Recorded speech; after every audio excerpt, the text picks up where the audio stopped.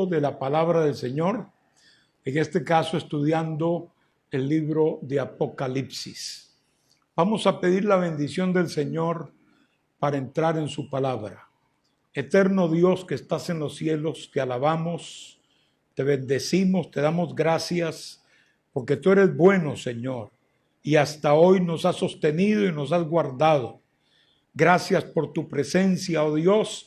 Pido una bendición muy especial para todos los hermanos que nos siguen a través de este estudio de tu palabra y todo tu pueblo, Señor. Que tú bendigas a cada uno. Mira a los que están sufriendo esta enfermedad, Padre. Te pido que extiendas tu mano sanadora sobre ellos. Mira a aquellos que están enlutados, Dios mío, por la partida de un ser querido, Señor. Te ruego que llegues hasta ellos con el toque consolador de tu presencia, Padre. Igual a todos los que están en necesidad física, Señor. En toda clase de necesidad, Padre, tú les ministres y a cada uno, Señor, les suplas conforme tus riquezas en gloria. Ponemos este estudio en tus manos, Señor, para que tú nos guíes, nos ilumines y nos ayudes, Padre, en todo para poder dar en el clavo, Señor, para poder entender tu palabra, especialmente este precioso libro de Apocalipsis, Señor. En tus manos, pues, nos depositamos en esta hora, en el nombre de Cristo Jesús. Amén. Sé que hay muchos hermanos en muchos lugares fuera de aquí de Panamá que nos están sintonizando, así que hasta allá queremos también hacer llegar nuestro saludo y nuestro abrazo fraterno, amados. Dios bendiga a los hermanos en Perú que ayudan en la difusión de la señal internacional. Que Dios les siga supliendo todas las necesidades y compromisos que demanda la obra del Señor que se hace allá en Perú para la gloria de Dios. Saludo a nuestro hermano Rodolfo, si está en sintonía, que Dios lo fortalezca y lo bendiga. Estuvimos escuchándole el día domingo y nos gozamos mucho de poder, aunque sea de esta manera, compartir la comunión, ¿verdad? Y este espíritu que nos identifica en nuestra vida cristiana. Un saludo al hermano Aris allá en Colombia, a nuestro hermano Carlos allá en Costa Rica, y a todos los hermanos en Europa y en otros lugares, creo que hasta en África, han estado oyendo esta primera parte del estudio. Así que el abrazo para todos y gracias, hermanos, por sus oraciones y por apoyarnos espiritualmente a través de todo este estudio y toda esta jornada de fe en el nombre del Señor.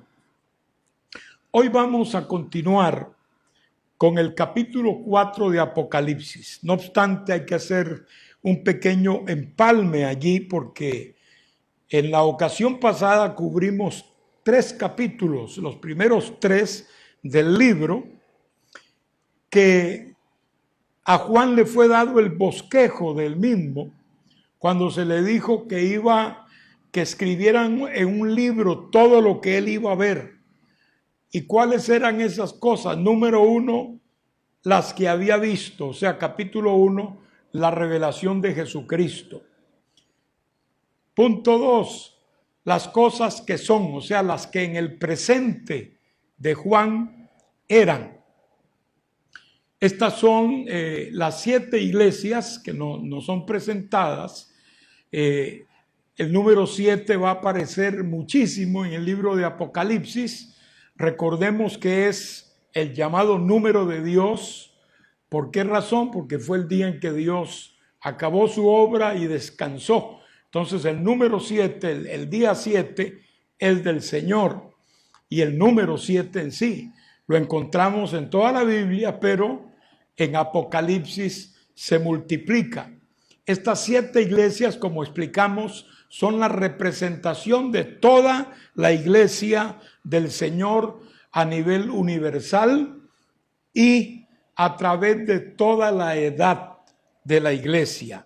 Este aspecto es muy importante ¿por qué las iglesias a las que se refiere Juan son gentiles todas? Pertenecen a Asia Menor. Por ejemplo, no aparece allí la iglesia de Jerusalén, que era la primera iglesia, que fue la iglesia apostólica. No aparece. No aparecen las iglesias, excepto Éfeso, que Pablo fundó, ¿verdad? La mayoría, solo una de hecho aparece, no sabemos si fundó alguna de las otras 6, pero es interesante que las iglesias que aparecen representando la edad, porque creemos que estas iglesias también representan las diferentes etapas o periodos de la iglesia desde el principio. Por ejemplo, Éfeso representa la iglesia apostólica, una iglesia deseada. Precisamente eso es lo que quiere decir Éfeso. Luego, Esmirna representa la iglesia perseguida. Por eso el Señor le dice, no temas lo que vas a padecer. Iba a padecer sobremanera, pero el Señor le está dando un mensaje de consuelo y de hecho no la reprende. Luego viene la iglesia de Pérgamo. Esta es la iglesia que se eleva y se enlaza con el mundo. Eso es lo que quiere decir Pérgamo, elevación o enlace. Y Esmirna quiere decir mirra, muy sugestiva esa expresión, porque la mirra da su olor cuando es triturada, ¿no? Luego tenemos la iglesia de Tiatira, ya en el V siglo. Tiatira es sacrificio continuo. Viene la religión tradicional que inventa un sacrificio continuo. Todos los días en la iglesia tradicional se sacrifica al cordero según el rito de la misa. Misa quiere decir sacrificio. De manera que si hay 1.000.000 de cultos así en el mundo, pues 1.000.000 de veces Cristo es crucificado. Esto es una cosa completamente insostenible, ¿no? El nacimiento de esta costumbre ocurre en la iglesia de Tiatira, correspondiente a la edad que representa. Luego tenemos a la iglesia de Sardis, que quiere decir residuo, como un grupito que se levanta en medio de una mayoría que se ve moribunda, que se ve perdiendo la vida de Dios. Y esta pues también es otra parte de la etapa de la historia de la iglesia del Señor. Para entrar a la parte de Filadelfia, que es la iglesia que el Señor no reprende. Filadelfia quiere decir amor fraternal, y esta iglesia es la iglesia que se va con Cristo, es la iglesia, mejor dicho, la iglesia que es arrebatada al cielo es esta, porque la que sigue, que es la que estará funcionando en el tiempo de la gran tribulación y el anticristo, y que está funcionando paralelamente hoy también, es la iglesia apóstata, la que ha dejado el camino y se ha desviado erróneamente fuera de los caminos del Señor, diciendo que sí, que es cristiana, que no tiene necesidad de nada, que es rica. Esto nos habla mucho del evangelio de la prosperidad también. Hay que tener cuidado con esto. Y que es desechada por el Señor, y el Señor está fuera, al final está fuera de esta iglesia, tocando la puerta. Si alguno oye mi voz y abre la puerta, entraré, cenaré con él y él conmigo. Habla de comunión, de intimidad con el Señor. Pero ahora mismo esta iglesia tiene al Señor afuera. Hay campo y lugar para todo y para todos, pero para el Señor no hay lugar. Es la iglesia apóstata, la última etapa de la iglesia cristiana, que hoy convive también con la iglesia que se va cuando suene la trompeta que es arrebatada al cielo. Así que este aspecto de que son iglesias gentiles, volviendo al asunto principal, nos muestra a nosotros cómo muy pronto, después que la iglesia inicia en la ciudad de Jerusalén, ya el aspecto judío de la iglesia se pierde. Los apóstoles fueron judíos todos, y lo fue la iglesia al principio, pero después estos mismos hermanos se extravían, muchos de ellos, y entonces la iglesia de Jerusalén pierde ese arraigo, esa importancia. Más adelante, en el año 70 después de Cristo, cuando es invadida la ciudad de Jerusalén e Israel por los ejércitos romanos al mando del general Tito, es destruido el templo y la gente obviamente es esparcida. Más adelante, en poco tiempo, sería esparcida por todo el mundo, pues la iglesia judía dejaría de ser. Ahora, la iglesia judía existe, pero existe ahora entre todos aquellos hermanos judíos, que los hay, que han aceptado a Cristo como Salvador y que viven para Dios. Entonces, interesante, repito, pónganle cuidado a eso, que no es una iglesia judía, sino la iglesia gentil, la que es usada aquí, porque es gentil la iglesia que representa las etapas de la iglesia a través del tiempo, desde la época primitiva hasta los tiempos modernos y luego los que vengan después de la venida de Cristo a la tierra. Alabado sea el nombre del Señor.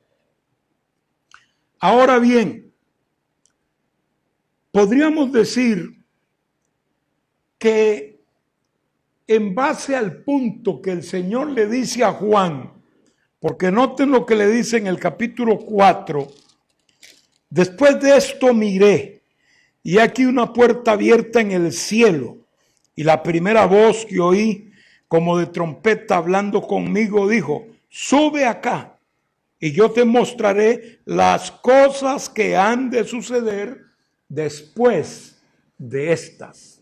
O sea, le está mencionando claramente el punto número 3 que ya le había dado. Le había dicho, escribe las cosas que has visto, luego las que son, que es el presente de la iglesia, y las que serán después de estas. O sea, ¿de qué? ¿Después de qué? Después de que el Señor arrebate la iglesia. Después de que se cumpla todas las etapas de la existencia de la iglesia de Cristo sobre la tierra. Después de eso vendrán estas cosas que menciona aquí el Señor y que nos da el bosquejo de Apocalipsis, que es que empiezan las cosas que han de ser después del arrebatamiento de la iglesia. Porque en este capítulo 4 del libro de Apocalipsis lo que tenemos es el arrebatamiento de la iglesia precisamente. Y es otra cosa interesante, hermanos, después del capítulo 4, ya no, es decir, después del capítulo 3, ya no se habla de la iglesia como tal. En toda la gran tribulación, en todo el libro de Apocalipsis, hasta el capítulo 19, cuando ya ha pasado la gran tribulación, es que se vuelve a hablar de la iglesia de Cristo como tal. Es decir, la iglesia no estará presente en la gran tribulación. No existe una instrucción ni en las epístolas, ni en Apocalipsis. No existe algún mandamiento, alguna palabra de consuelo para la iglesia. Si es que la iglesia tuviera que pasar ese periodo, sin duda existiría todo un manual de funciones para la iglesia en ese tiempo particular de la historia, pero no existen.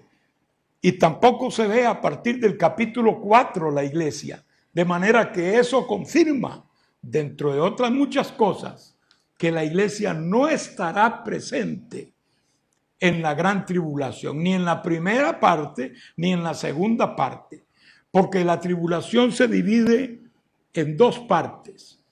Los primeros 3 años y medio, que podrían llamarse la tribulación, y los segundos 3 años y medio, que esa sí está clara como la gran tribulación, especialmente para el pueblo hebreo. La Biblia en otras partes del Viejo Testamento lo llama la angustia de Jacob, porque será algo sin precedentes. De hecho, la Biblia menciona ese tiempo como que nunca antes hubo un tiempo así, ni lo habrá. O sea, este es un tiempo único, el tiempo de la angustia de Jacob. Entonces, cuando es consumada la gran tribulación, nuevamente aparece la iglesia. Estamos hablando del capítulo 19 ahora. Pero volviendo al capítulo 4, que es por donde vamos, lo primero que ve Juan es una puerta abierta en el cielo. Miré aquí una puerta abierta en el cielo. Es una puerta que antes no se había visto y mucho menos se había abierto.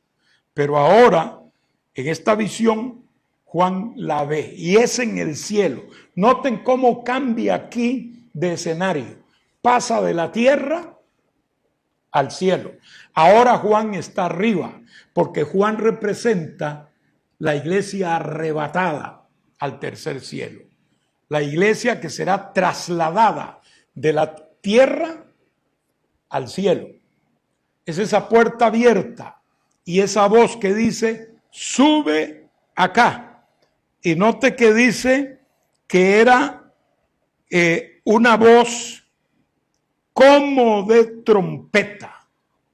Ahí los quiero llevar al libro Primera de Tesalonicenses, en el capítulo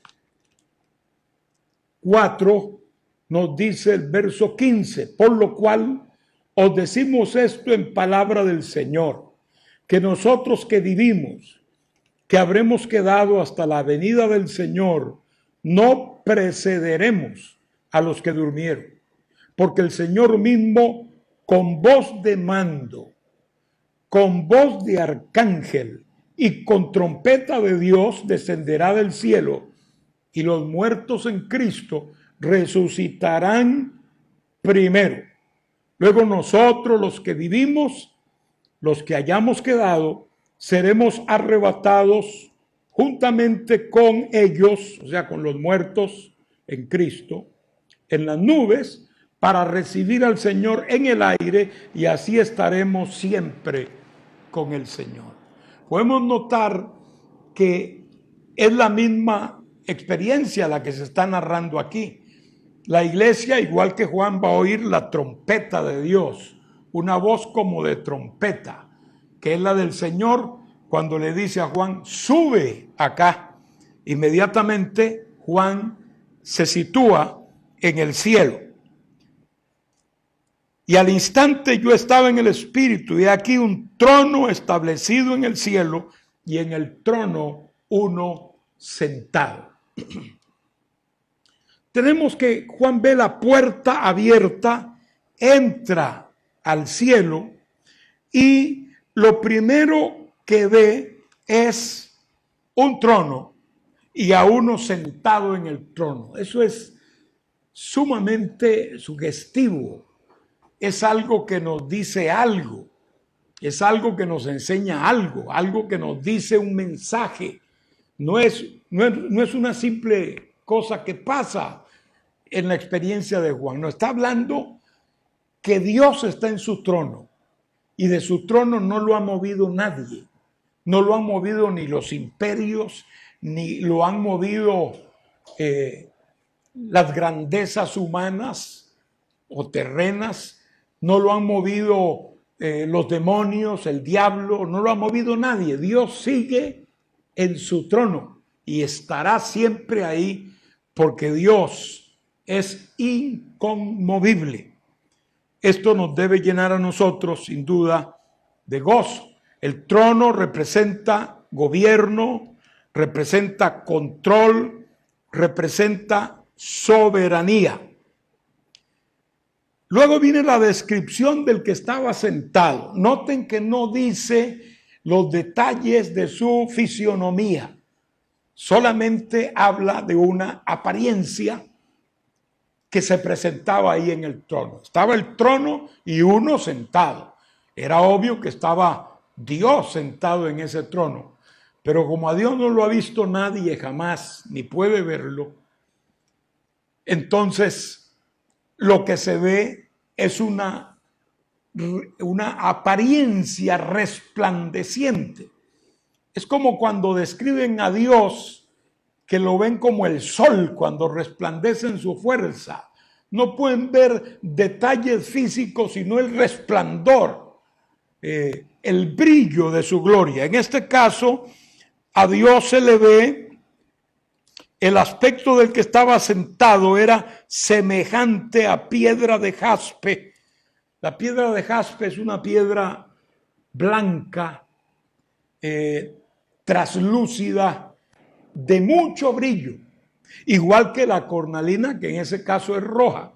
También es una piedra brillantísima, son piedras preciosas, y lo que ve Juan es un destello de eso, como si estuviera viendo una gran piedra preciosa de jaspe y de cornalina en una mezcla maravillosa, irradiando todos esos colores y toda esa majestad que uno se puede imaginar. Luego describe también que en el trono y alrededor, mejor dicho, del trono, estaba un arco iris. El arco iris es bíblico. El arco iris es símbolo de la misericordia de Dios y del cumplimiento de los pactos de bendición y de gracia para el ser humano. O sea, está hablando de un Dios que se identifica con nuestras necesidades, con nuestro dolor, con nuestras penas. El arco iris no es ninguna cosa que pertenezca a ningún grupo por ahí ni nada por el estilo. De hecho, este arco iris no tenía los 7 colores. Tenía solo el color verde translúcido de la esmeralda, brillantísima también.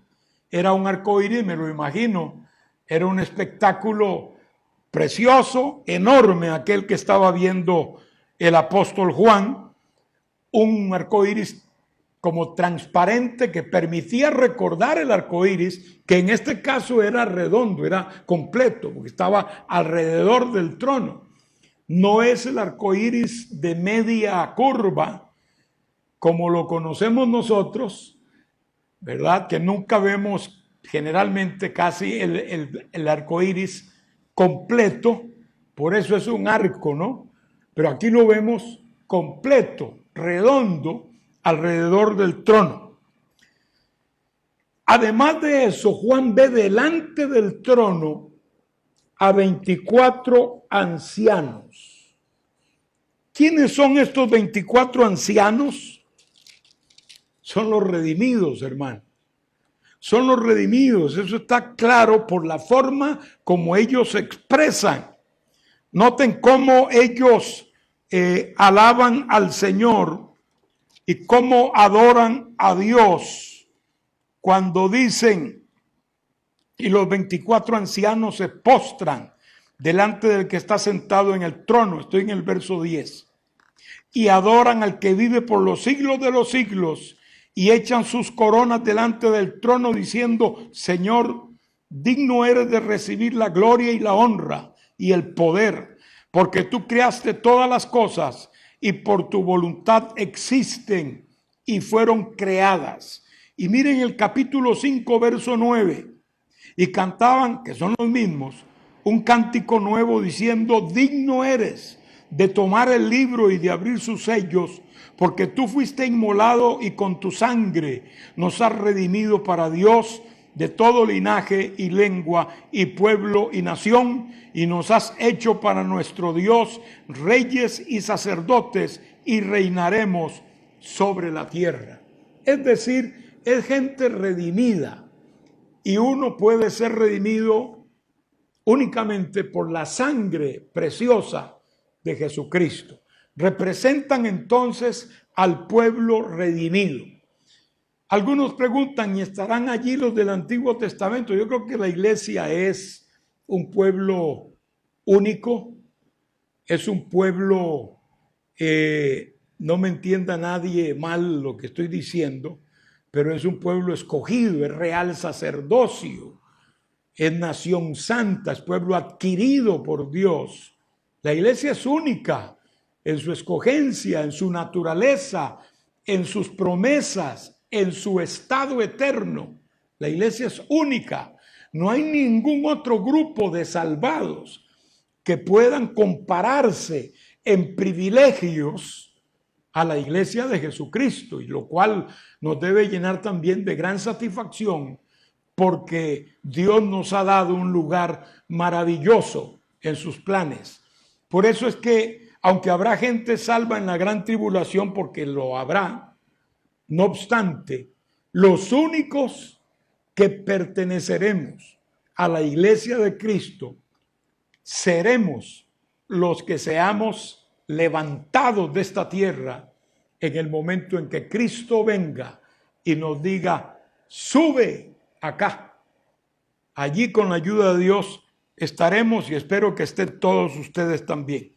Entonces, estos representan a los creyentes. Algunos meten acá a los creyentes del Antiguo Testamento. Yo soy respetuoso, claro está, de que el Apocalipsis se presta en estas cositas así para que alguien diga, bueno, a mí me parece que es esto así, así. Pero mire que cuando usted concluya de esa manera, hermano, y diga, sí, a mí me parece que esto es así, esté usted seguro de que la Biblia corrobora eso que usted está aceptando. Porque esto no es solo de que a usted le parezca bonito y diga, sí, yo me voy por esta línea, esto es lo que yo creo y lo adopto. No, sino estar seguro de que haya alguna corroboración bíblica, algún respaldo bíblico, que lo que usted cree, en este caso, sea bíblico. Y nosotros vemos que en el caso de la iglesia de Cristo, estos son los redimidos por las razones que antes le dije. Es gente redimida, es gente salvada, es gente que adora al Señor. Los ángeles no pueden alabar a Dios por redención, porque ellos no son redimidos. Ningún ser celestial puede alabar a Dios reconociendo que ha sido redimido.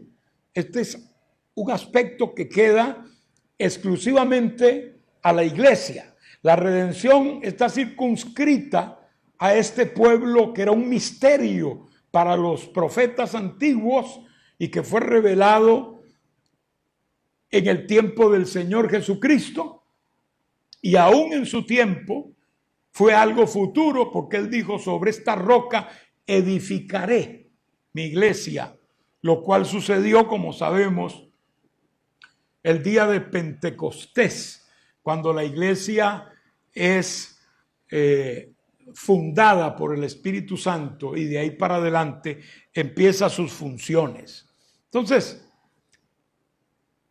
yo creo que hay otro plan para los santos del Antiguo Testamento, y serán resucitados también en la primera resurrección. Pero recordemos que la primera resurrección tiene varios aspectos, varias etapas. La primera es, obviamente, la iglesia que se levanta. Ahí los que han muerto en Cristo se levantarán de sus tumbas. Eso lo dice clarísimo la Escritura en muchos pasajes.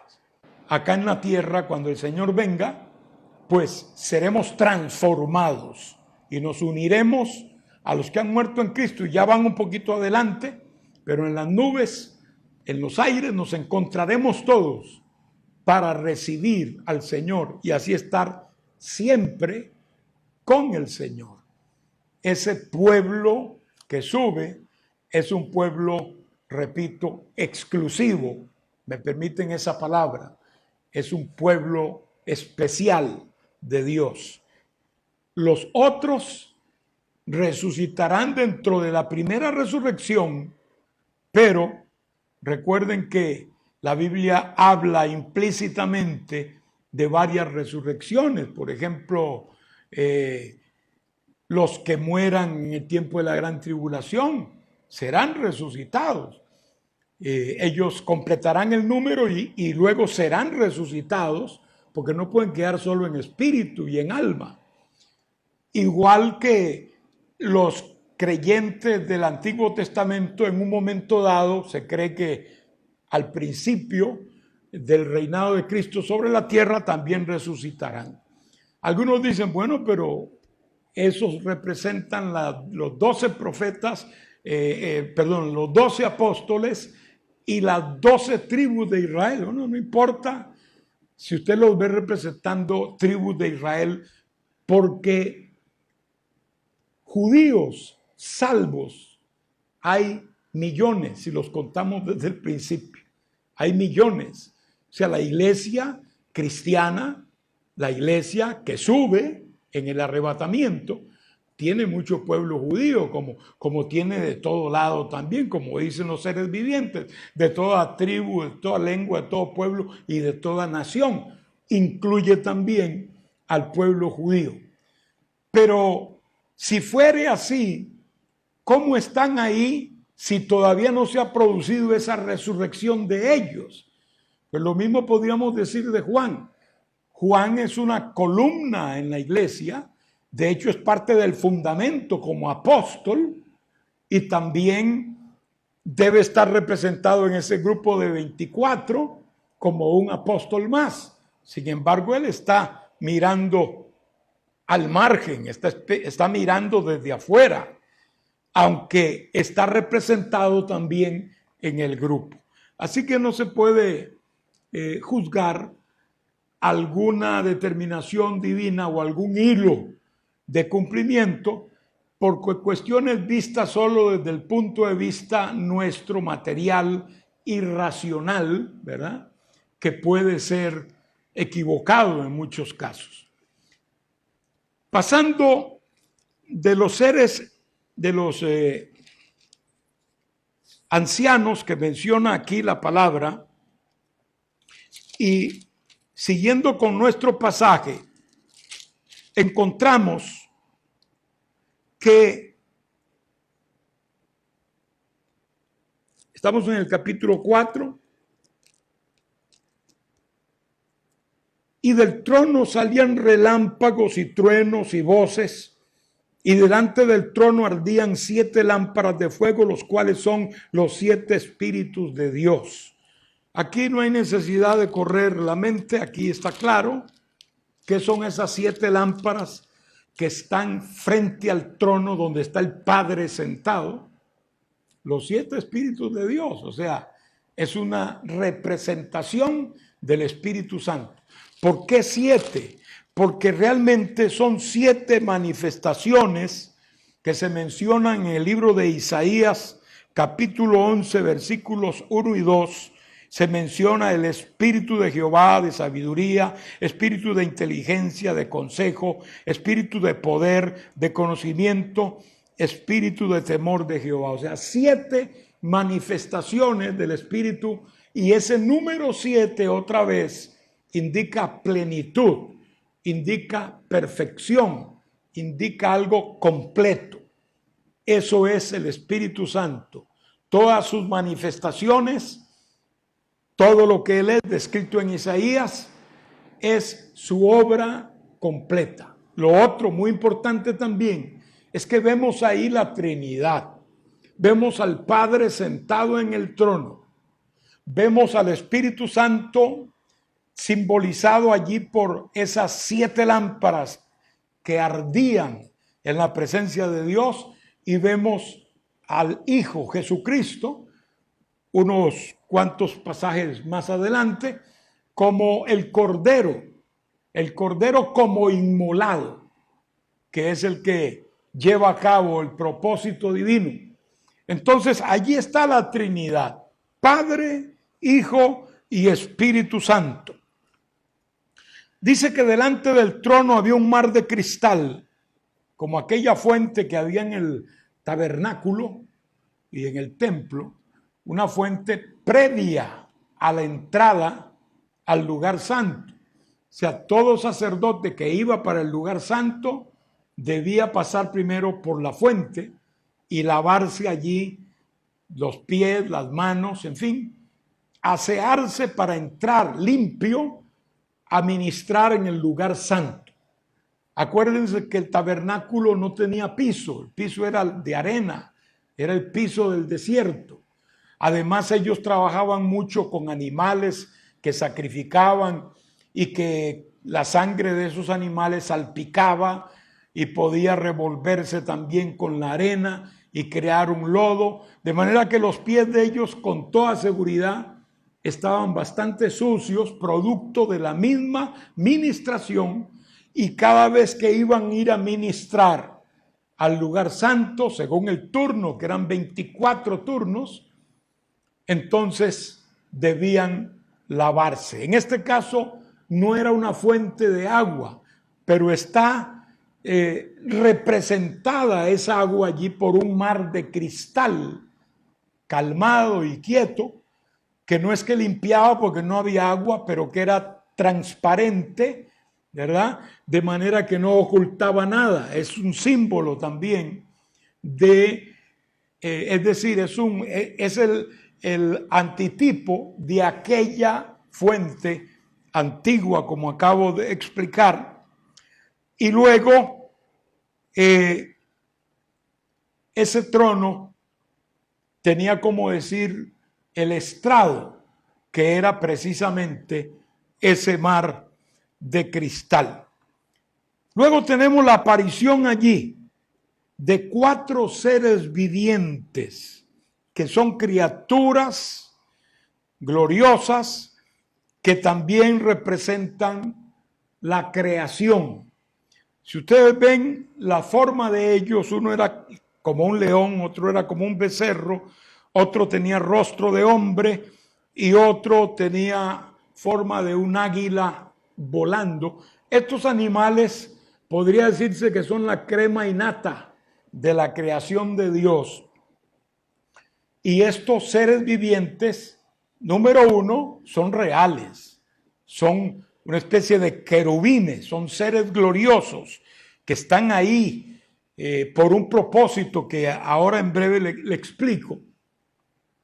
Pero al mismo tiempo simbolizan o representan toda la creación. Están llenos de ojos por todo lado y no son esta la única ocasión donde se ven seres así.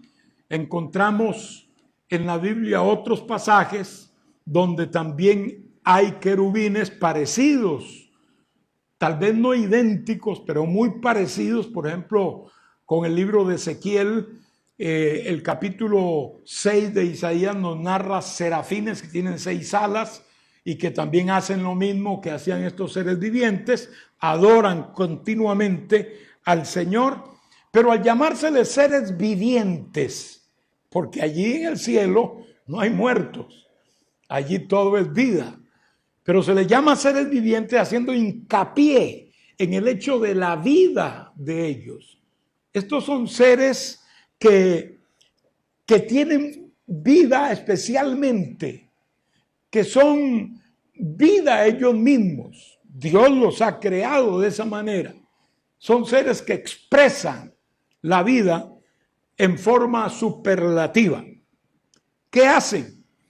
Bueno, estos seres vivientes, según lo que podemos deducir, como que protegen y cuidan el lugar de la manifestación de la presencia divina.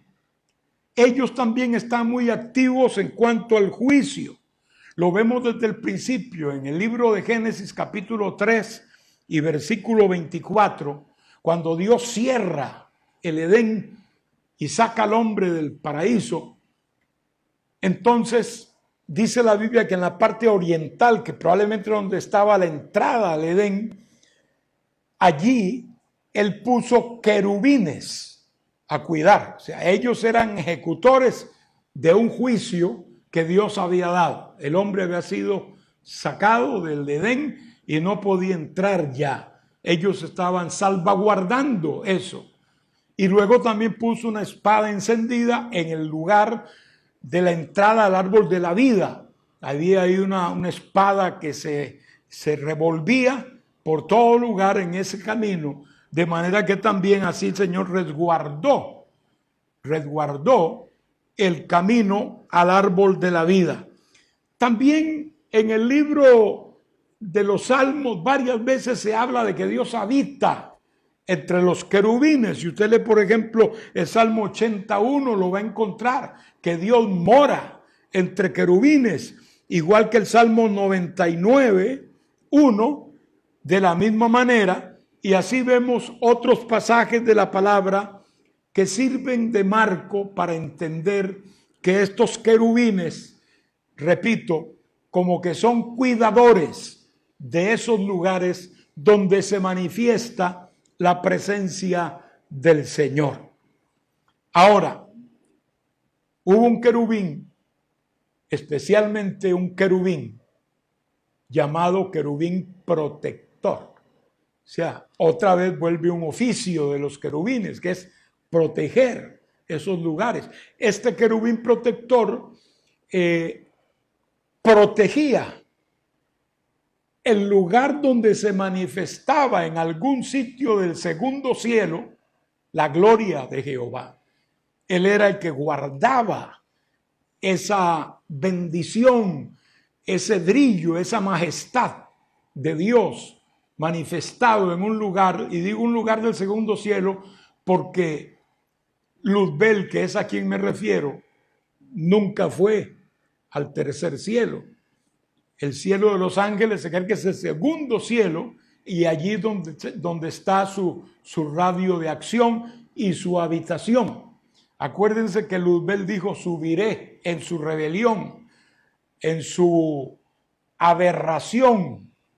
Él creyó que podía subir, quiere decir que no estaba ahí. Entonces, él fue un querubín protector de esta misma clase, podría decirse, ¿no?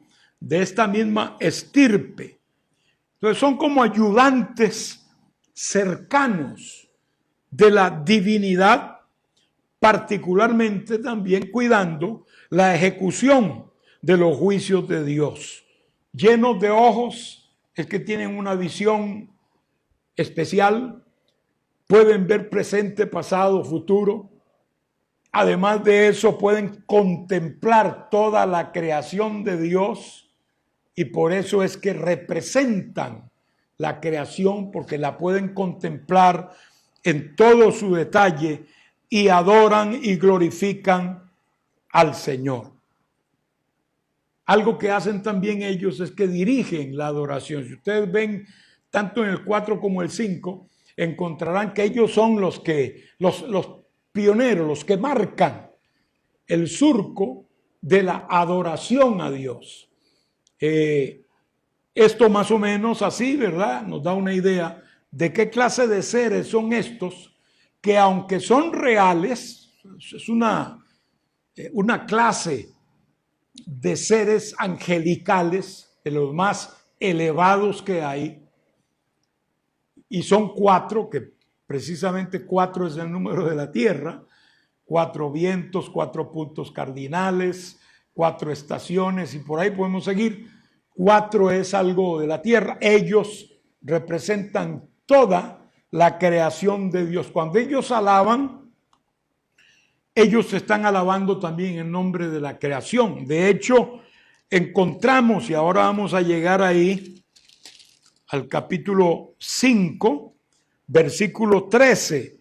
Y a todo lo creado, después de que estos seres vivientes adoran, dice: y a todo lo creado que está en el cielo y sobre la tierra y debajo de la tierra y en el mar, y a todas las cosas que en ellos hay, oí decir al que está sentado en el trono y al Cordero, sea la alabanza, la honra, la gloria y el poder por los siglos de los siglos. Los 4 seres vivientes decían, amén, porque ellos representan toda la creación de Dios. Esto es lo principal del capítulo 4, hermanos, el arrebatamiento de la iglesia, el trono de Dios que persiste. El trono no es que lo vio Juan y se desapareció después, no, él persiste como que Dios está al control de todas las cosas. Y luego la aparición de los 24 ancianos y de los 4 seres vivientes. Vamos a entrar ahora al capítulo 5, a ver si podemos ver el capítulo 5 y el capítulo 6 que nos interesa, porque tenemos que avanzar, no podemos entrar en todos los detalles que pudiera uno entrar y que pudieran haber, y tal vez algunos de ustedes dominen esos detalles, porque realmente el tiempo no nos daría para eso. Capítulo 5. El capítulo 5 es una continuación de la misma escena del capítulo 4. Y vi en la mano derecha del que estaba sentado en el trono un libro escrito por dentro y por fuera, sellado con 7 sellos. Es una continuidad, repito, de lo que ya Juan había descrito en el capítulo 4. Claro, es otra escena. Ahora aparece allí el Padre sentado en el trono con un rollo en su mano derecha. La mano derecha de Dios es mencionada como señal de poder, de autoridad y de justicia en la palabra de Dios. ¿Quién podría aguantar un derechazo de Dios? Dios pega duro. Cuando hablamos de la derecha, que es la mano más fuerte, pues estamos hablando, hermanos, de el poder concentrado del Omnipotente. Juan ve que en esa mano tiene ese rollo. Un rollo, pues no existían los libros como los conocemos hoy encuadernados, ¿no? Pero sí habían libros en rollo, se enrollaban. Habían escrituras enrolladas, así es que se hacían las escrituras en materiales como el papiro y como el cuero, ¿verdad? En los cuales se escribía y se enrollaba. Es la forma como se guardaba, como quien enrolla un plano arquitectónico, algo así, pero no solamente lo enrolla, sino que también lo sella. O sea, sellarlo quiere decir que lo cerraba, y en este caso estaba sellado con 7 sellos. Yo puedo imaginármelo como un rollo que yo pudiera tener aquí en este momento, y como con unos tapes, digamos que son esos tapes, los sellos, comparativamente hablando, que sean 7 tapes que tiene. Todavía en términos legales se usan sellos para guardar un documento, que no lo vaya a abrir nadie, ni lo vaya nadie a alterar, ni nada por el estilo. Y tienen unas maneras de apostillar un documento de manera que quede seguro su contenido. De eso se trata este libro. Este libro está sellado con 7 sellos. Entonces, número 7, una vez más, habla de plenitud. O sea, es un documento judicialmente completo. En términos de justicia, es un documento de peso, de gran valor, y su contenido es un contenido que al revelarse cambiará muchas cosas. Y en el caso de este libro que ve Juan en la mano de Dios, sin duda cambiará el derrotero de la humanidad y cambiará también el propósito divino, que de ahí para adelante, pues ese propósito será muy distinto al que hasta ahora nosotros conocemos. Hay algunos que creen que pueden crucificar al Señor cuando venga de nuevo a la tierra. Algunos burladores lo han dicho, yo los he oído. Decir que si Cristo viniera hoy otra vez, pues de nuevo lo crucificaría. Claro, si viene igual que como vino la primera vez, es probable. Pero Él no viene como vino la primera vez. Eso fue cuando Él vino a nacer como un niño tierno, delicado, totalmente vulnerable en Belén de Judea. Pero eso ya pasó.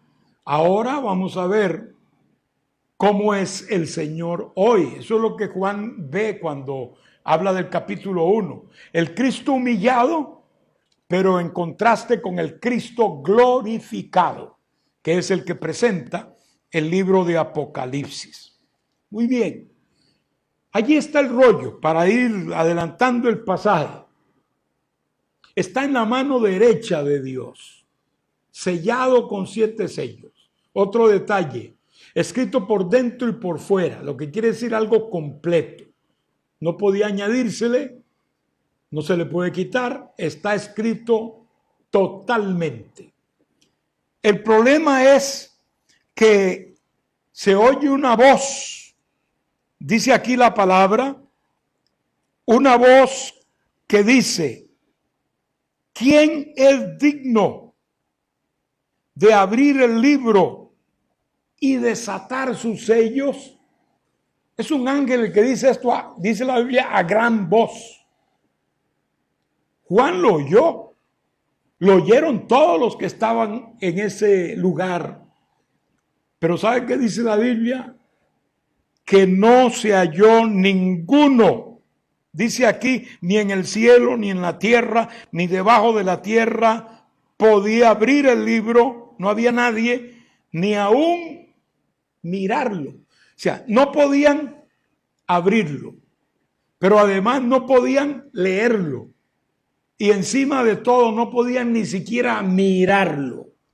Por eso es que ante la invitación de esta voz poderosa que dice: ¿quién es digno de abrir el libro y de desatar sus sellos?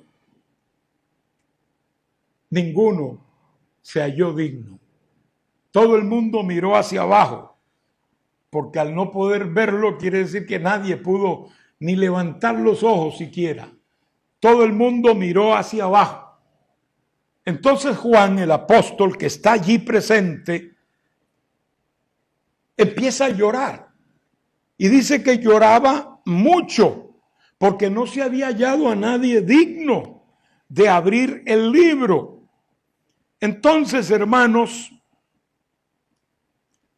esta reacción de Juan indica que él conocía las implicaciones que había si el libro no se abría y no se desataban sus 7 sellos. Conocía las implicaciones y por eso es que Juan lloraba y dice que lloraba mucho. Ahora aquí nos vamos a detener un poquitico, porque es bueno entender qué representa ese rollo sellado con 7 sellos. Esos 7 sellos lo mantenían cerrado. Una vez que quitaran los sellos, el libro se podía abrir, es decir, era consumado lo que decía en ese libro. ¿Qué representa? 7 sellos, ya mencioné, representa un poder de juicio, un poder judicial debidamente autorizado, ¿verdad? Con todos los créditos que necesita, algo completo. Antiguamente los judíos, en sus costumbres antiguas, cuando vendían una propiedad, porque caían en desgracia, la vendían y se hacían escrituras sobre esa venta. Se calculaba de allí al tiempo del jubileo, porque en el jubileo todas las propiedades regresaban a sus dueños originales. Además de eso, se registraba todo el detalle de una transacción y se hacían 2 copias, una sellada y otra abierta. Para cualquier judío del primer siglo, una escritura sellada era un testamento, era un documento que al abrirse iba a revelar quién era el dueño de qué, a quién le había quedado en justicia y en legalidad alguna posesión, alguna propiedad, etcétera, etcétera. Todavía hoy, ustedes saben que un testamento se sella ante alguna autoridad que le dé certificación, un notario, por ejemplo. En algunos países un abogado lo puede hacer. Entonces le da certificación, ese sello legal y su firma, pero se guarda. Hay un testamento abierto que se puede hacer también, pero siempre el contenido se mantiene en un lugar seguro hasta el momento en que se tenga que abrir, cuando llegue la necesidad de hacerlo por la muerte de un testador, ¿verdad? Así que no es ajeno tampoco a nosotros esto de un libro sellado. Entonces, el sello, el libro sellado con 7 sellos, es una escritura, es un registro de algo que se hizo tocante a la tierra, tocante a esta heredad, que ya dije, como un judío que vendía su propiedad porque caía en desgracia, si no, no lo haría, y se hacía estas escrituras esperando llegar al jubileo, cuando tenían que regresar todas las propiedades a su dueño original, o bien encontrando un pariente cercano, un goel se llama en griego y en hebreo también, un pariente cercano, para que ese pariente, que tal vez estaba en mejor condición monetaria que aquel pobre que vendió su heredad, podía rescatarla. Y la podía rescatar precisamente para entregársela al dueño original antes de que llegara el jubileo, en ese caso. Entonces, un pariente cercano. Eso pasó en tiempos de Jeremías, capítulo 32. Todo ese capítulo es un capítulo que nos habla sobre un trato que se hizo en tiempos de Jeremías con un sobrino de él, de una venta de una propiedad, y se sellaron las escrituras y se guardaron en un lugar seguro. Y hay una enseñanza respecto a ese negocio que hizo el profeta Jeremías, debido a que ya Israel iba a ser invadido. ¿Y para qué comprar una propiedad si ya mismo iba a ser invadido? Bueno, ahí donde va más o menos el porqué, la enseñanza y la lección objetiva que Dios está dando al pueblo. Pero se sigue ese proceso de las 2 escrituras de que antes le hablé. Y sobre el pariente cercano tenemos el caso de Ruth, la moabita, que queda viuda, y entonces Boz, que así se llama este hombre que estaba dispuesto a redimir la propiedad del esposo de Ruth, que había quedado viuda y que había regresado a su tierra. Y él pues se enamora de Ruth siendo soltero y quiere pues redimirla, es decir, recuperar la propiedad de ella. Y no era este hombre llamado Boz, sino que había otro. Cuando Boz llegó y habló a este otro y le dijo: ahí está Ruth la moabita, tú sabes que hay que redimir la propiedad de su hermano, ¿estás dispuesto a comprarla? Él dijo, sí, yo la compro. Y entonces le dijo, bueno, pero acuérdate también que en ese mismo momento te debes casar con Ruth, la viuda, porque esa era la ley completa. Tenía que levantarle, si había muerto sin hijos, ese hombre, había que levantarle descendencia. De manera que los hijos, por lo menos el primero de ese matrimonio, no iba a ser un hijo del esposo, sino del difunto que había muerto sin tener hijos. O sea, comprometía, complicaba la vida de una persona, y por eso este hombre dijo, no, yo no redimo, entonces te toca a ti, hazlo tú, y lo hizo vos, y Dios lo bendijo grandemente. O sea, un pariente cercano que dice, aquí estoy, yo voy a responder por mi familia. Esa era una forma muy importante de recuperar la propiedad perdida, siempre representada y registrada en una escritura sellada que no podía abrirse hasta que no se encontraran con la persona indicada para hacerlo. Este es el cuadro que vemos aquí. Si hablamos de que esta escritura sellada era eso, una escritura de propiedad, ¿cómo podríamos nosotros corroborarlo bíblicamente? Además de lo que he mencionado, que es una forma de corroborarlo, pues tenemos lo principal, que es el acontecimiento real. Recuerden que Dios creó la tierra para que el hombre la llenara, para que el hombre cuidara la tierra, para que el hombre viviera sobre ella. Y creó a Adán y lo puso ahí en el Edén y le dijo, llena la tierra, sojúzgala. Lo puso a sojuzgar.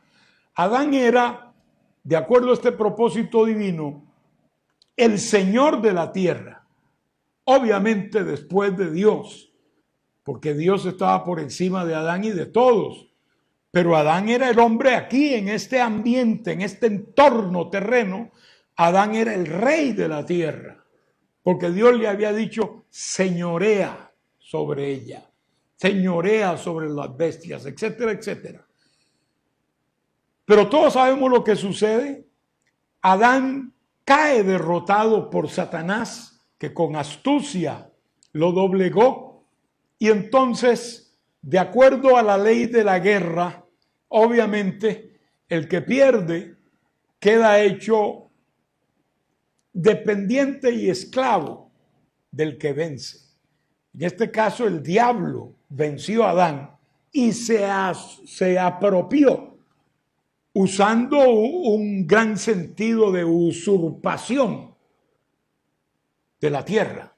Por eso el mismo Señor lo llama 3 veces en el libro de Juan, el Dios de este siglo y el príncipe de este mundo. Aunque dice, y él no tiene nada en mí. O sea, en Cristo no tiene nada el diablo. Pero aparte del Señor, el diablo tiene sus huellas en toda la humanidad. En Adán, de hecho, y de ahí hasta el último hombre. Pero en Cristo no. Cristo sí pudo decir, él no tiene nada en mí. Sin embargo, lo reconoce como el Dios de este siglo, como el príncipe de este mundo. Eso es el diablo actualmente. Usurpador, pero eso es lo que él ejecuta, porque él le ganó, digamos en buena lid, a Adán, que fue el primer rey que hubo en la tierra. Entonces comprometió su propiedad. La propiedad, que es la tierra, quedó a merced de Satanás y supeditada al poder maligno del diablo. El Señor lo reprenda. Y la tierra estaba como empeñada, como hipotecada a las tinieblas. Entonces, ¿cómo podía ser recuperada la tierra? Allí está. Para eso vino el Hijo de Dios. La palabra del Señor nos dice que Cristo venció al diablo y lo llama el segundo Adán. Habla del primer Adán que perdió, pero luego habla del segundo Adán, porque Cristo también nos representa como hombre, por eso es el segundo Adán, que el diablo quiso venir con lo mismo, pero allí chocó con piedra y no pudo derrotar al Señor, sino que el Señor lo derrotó una y otra vez, y en la cruz del Calvario lo exhibió públicamente, lo avergonzó públicamente, triunfando sobre él en la cruz. Entonces, allí vemos cómo se firma y se fundamenta el principio de la recuperación de la propiedad de este rey vencido, que fue Adán, y cómo el pariente cercano, que es Cristo, que como humano, porque Cristo era perfectamente humano, se identifica con nosotros como nuestro pariente cercano. Es así que el Señor consiguió, no para Él, porque Él es dueño de todas las cosas, pero sí para nosotros, el Señor consiguió la propiedad de toda esta tierra. Y se ve allí en este capítulo 4,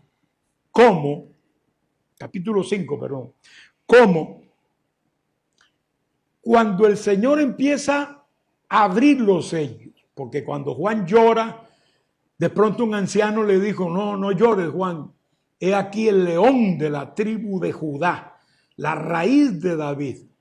Son formas de identificar al Mesías en el Viejo Testamento.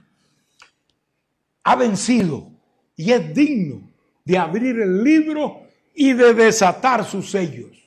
Entonces Juan ve que el cordero, porque aunque es el león de la tribu de Judá, lo que Juan ve es un cordero como inmolado, es decir, sacrificado. Es una forma de ver a Cristo en su muerte, en su sacrificio.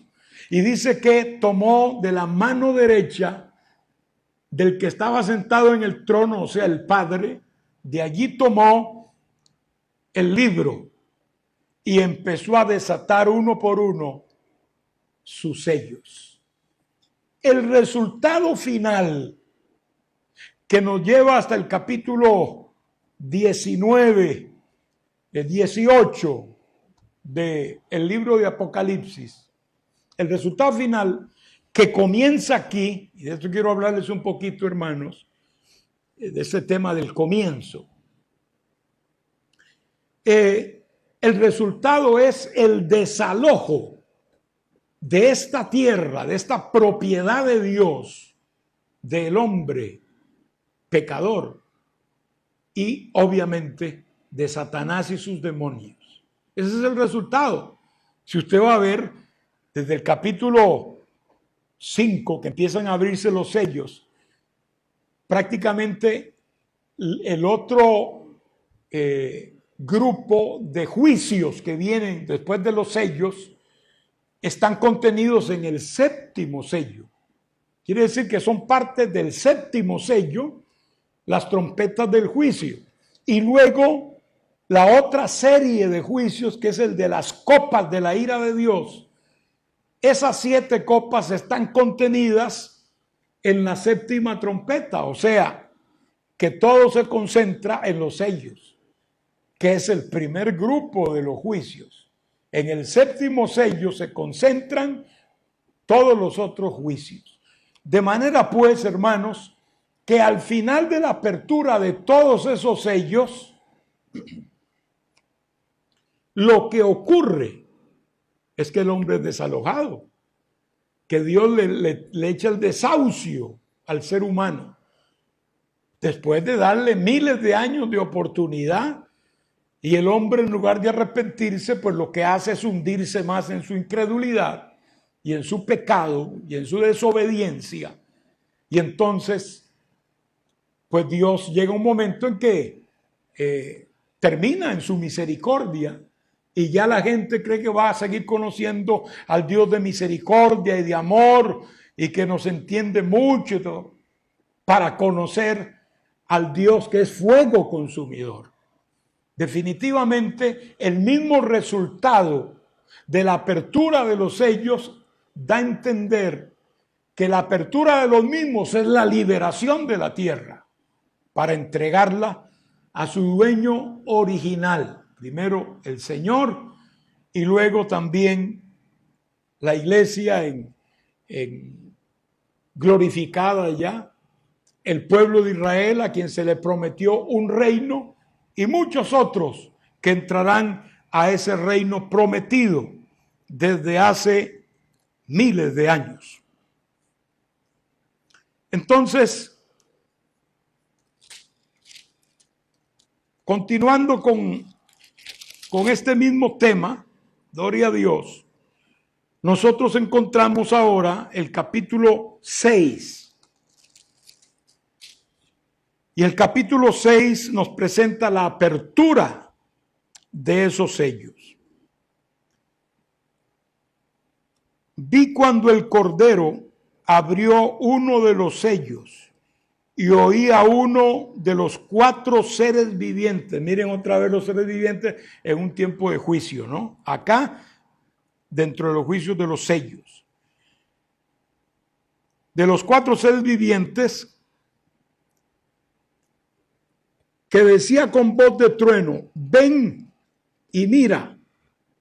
Y miré, y aquí un caballo blanco, y el que lo montaba tenía un arco, y le fue dada una corona, y salió venciendo y para vencer. Esto tenemos que verlo con 2 pasajes más. Uno lo encontramos en el capítulo 9 de Daniel. Aquí tengo mi otra Biblia, se lo leo aquí, versículo 24, desde el 20. Aún estaba hablando y orando y confesando mi pecado y el pecado de mi pueblo Israel, y derramaba mi ruego delante de Jehová mi Dios por el monte santo de mi Dios. Está refiriendo a Jerusalén. Aún estaba hablando en oración cuando el varón Gabriel, a quien había visto en la visión al principio, volando con presteza, vino a mí como a la hora del sacrificio de la tarde, y me hizo entender y habló conmigo diciendo, Daniel, ahora he salido para darte sabiduría y entendimiento. Al principio de tu ruego fue dada la orden, y yo he venido para enseñártela, porque tú eres muy amado. Entiende pues la orden y entiende la visión. Se le llama entenderla, que ponga atención a eso. Y empieza diciendo, 70 semanas están determinadas sobre tu pueblo y sobre tu santa ciudad para terminar la prevaricación y poner fin al pecado y expiar la iniquidad, para traer la justicia perdurable y sellar la visión y la profecía y ungir al santo de los santos.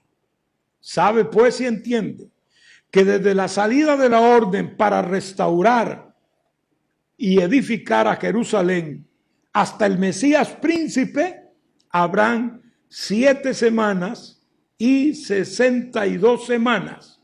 Se volverá a edificar la plaza. Esto es lo que se va a suceder en esas primeras 7 semanas. Y el muro en tiempos angustiosos. Eso pasó, como sabemos, en la historia.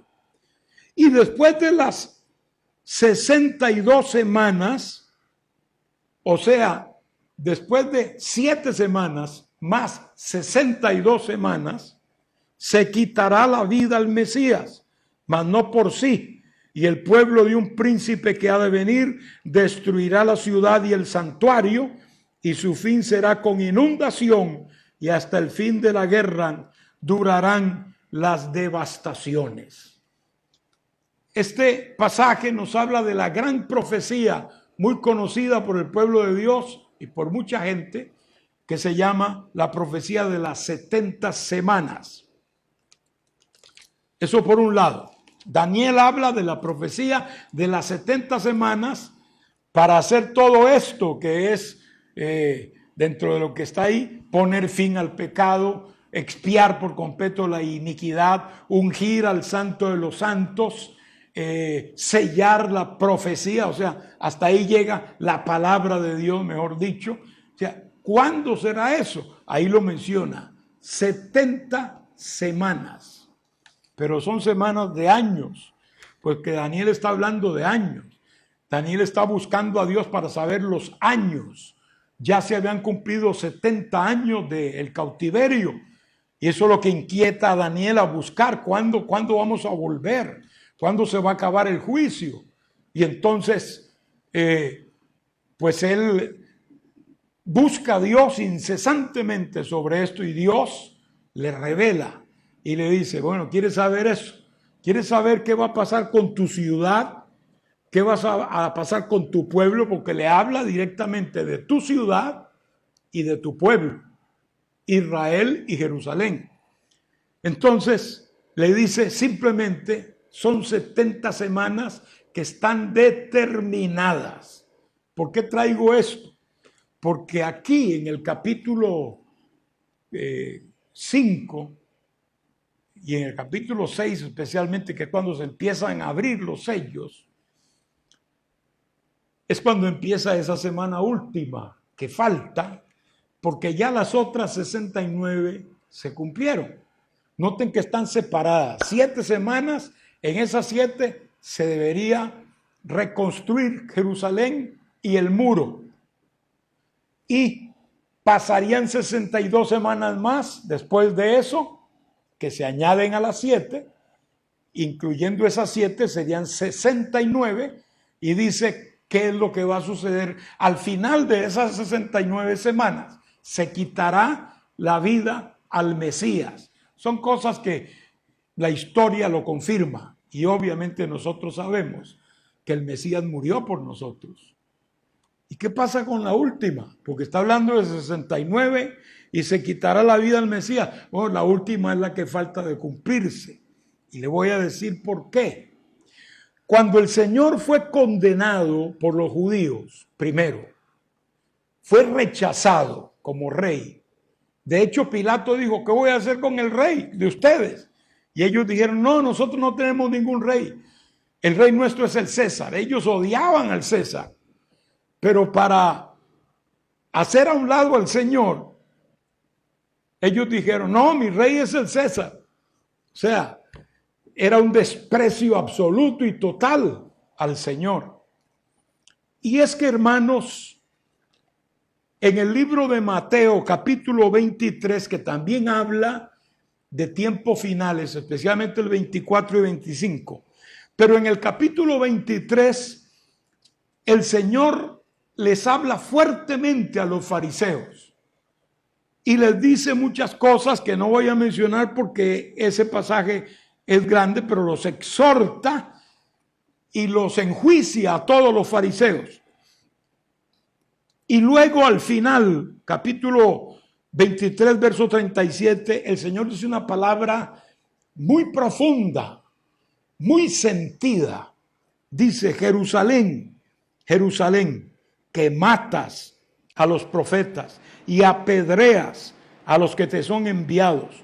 ¿Cuántas veces quise juntar a tus hijos como la gallina junta sus polluelos debajo de sus alas y no quisiste? He aquí, vuestra casa os es dejada desierta, porque os digo que desde ahora no me veréis. Desde ahora no me veréis hasta que digáis, bendito el que viene en el nombre del Señor. Esta palabra es profunda en el significado espiritual. La está diciendo el Señor como abriendo su corazón. Él está diciendo un ay sobre Israel. Está dando a entender, antes ha hablado de los fariseos, que eran los que llevaban la batuta en esto de despreciar al Señor, pero el pueblo también lo hizo, no solo los fariseos, el pueblo también lo despreció. Es decir, no quisieron el reinado de Cristo, rechazaron que Cristo fuera su Mesías hasta el día de hoy. Todavía el pueblo de Israel no acepta a Jesucristo, el Señor, como su Mesías. Tienen un velo, como dice San Pablo, tienen un velo que no les permite ver esas realidades que están bien claras. Jesucristo cumplió todos los requisitos del Mesías. Nunca entendieron cómo el Mesías iba a morir, pero eso estaba profetizado, que el Mesías tenía que morir. De hecho, en la profecía de Daniel dice, se quitará la vida al Mesías. Lo dice muy claro, pero según ellos no podía morir, tenía que reinar y levantar a Israel sobre el imperio romano. Y este carpintero de Nazaret no tenía trazas de nada de eso, así que este no era el rey, no era el Mesías. Entonces lo rechazaron. Ahí, en el rechazo de Cristo por parte de Israel, empieza lo que se llama un paréntesis en el reloj o en el calendario divino. ¿Qué queremos decir con eso? Lo que queremos decir es, hermanos, que Dios había venido tratando con Israel por miles de años, desde Abraham, tratando con Israel. La historia de Israel es muy conocida de casi todos en el mundo. Esa historia es como la historia patria en un país.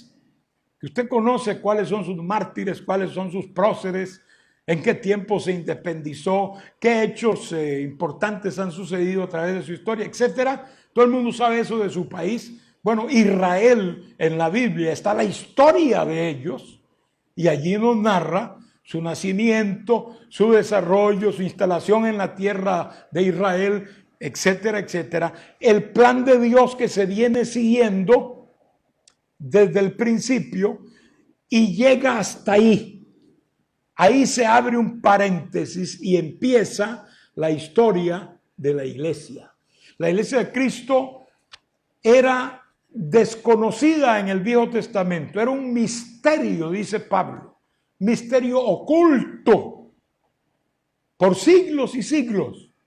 Dios sí lo sabía, obviamente, pero nunca reveló Dios el misterio de la iglesia, porque esa era una revelación que estaba reservada para el tiempo de la venida de Cristo. Y cuando el Señor vino y murió por nosotros en la cruz, allí se abre, ahora sí, el paréntesis, ¿verdad? Para empezar la historia de la iglesia que no está contemplada en el calendario de Dios para Israel. No está contemplada. Toda la edad de la iglesia, que lleva ya más de 2000 años, no estaba contada en el calendario de Dios para Israel. Ningún profeta lo entendió ni lo supo. Dios le reveló eso a los apóstoles, especialmente a Pablo, ya en la época de la iglesia. Entonces, ¿cuándo se cierra ese paréntesis para empezar otra vez, o para continuar, mejor dicho, el plan de Dios para con Israel? Aquí, en la apertura de estos sellos, desde el primero, allí se cierra el paréntesis. Por eso es que la iglesia no está presente en la gran tribulación también. Por eso es que usted no encuentra ya la iglesia en toda la gran tribulación, porque la iglesia no estará aquí en la tierra. La iglesia sube, como cuando el Señor le dijo a Juan en el capítulo 4, sube acá.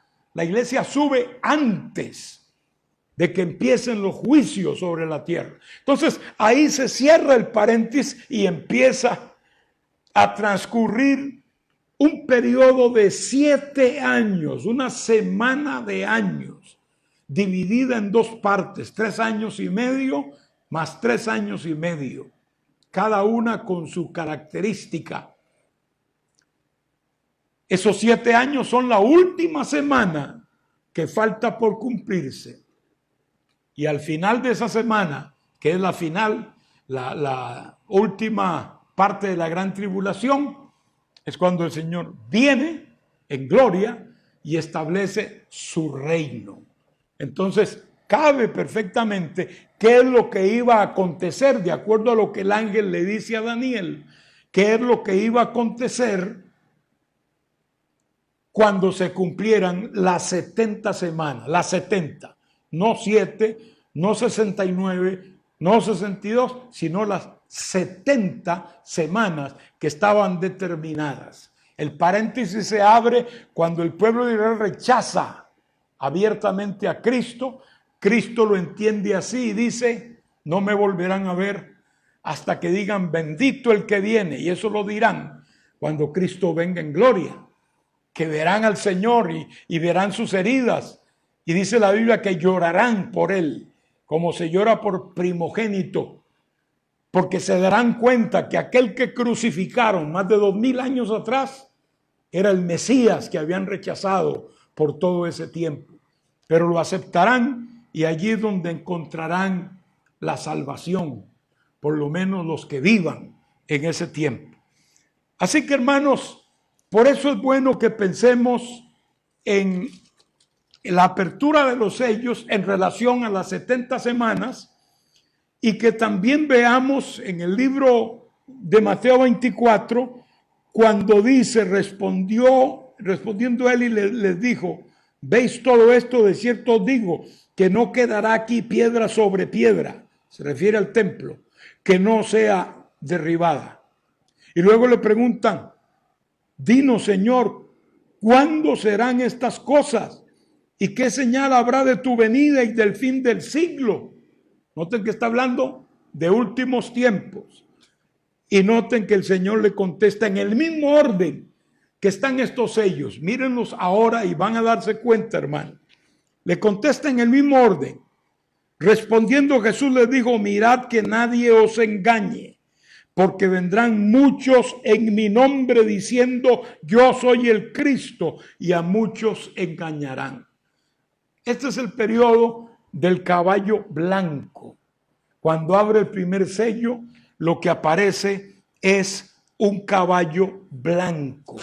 Ese caballo blanco es montado por uno que tiene un arco, pero sin saetas, que está montado en ese caballo blanco y que sale y le dan una corona que le es dada, dice allí, se la dan.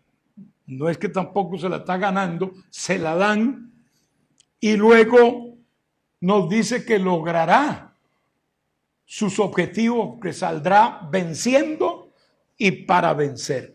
¿Quién es este personaje? Algunos dicen que es Cristo. Cristo no aparece nunca con un arco, búsquelo y nunca lo va a encontrar. A Cristo siempre lo vemos con una espada aguda de 2 filos, no con arcos, menos con arcos sin saetas. Este es el anticristo, y se refiere perfectamente a esto el Señor cuando dice que vendrán muchos en su nombre diciendo yo soy el Cristo, y a muchos engañarán. Es decir, el anticristo se hará pasar por el Mesías del mundo. El mundo rechazó a Cristo como antiguamente rechazó a Cristo y recibió a Barrabás.